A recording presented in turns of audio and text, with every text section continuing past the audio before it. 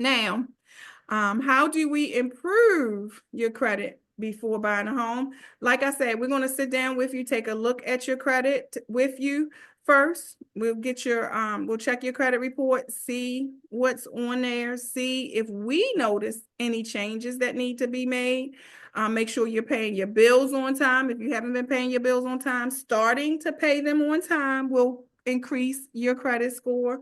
Again, reducing the credit card debt under that 30% will improve your credit score, and not using your social security number. Do not open any new credit accounts at all. Okay. Now, some people, if you're on the call or if you're watching this later, some people don't even have any credit whatsoever, no credit cards.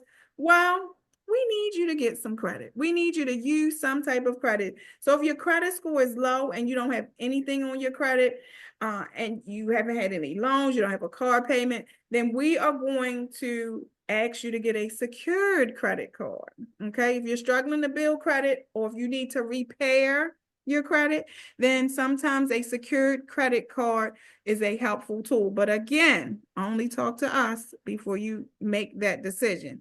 A secured credit card is where you will deposit, say $300. We can do this with $300. You deposit $300 into a secured bank account. The credit card issuer issues you a credit card based on your deposit, and that deposit is your credit limit. So as long as you use it, right? So we will have you to stay under that 30%, which is $90 if it's 300, right? Stay under that. So we'll probably have you get some gas, get some groceries, report it to the credit bureaus, then pay it off or pay it down.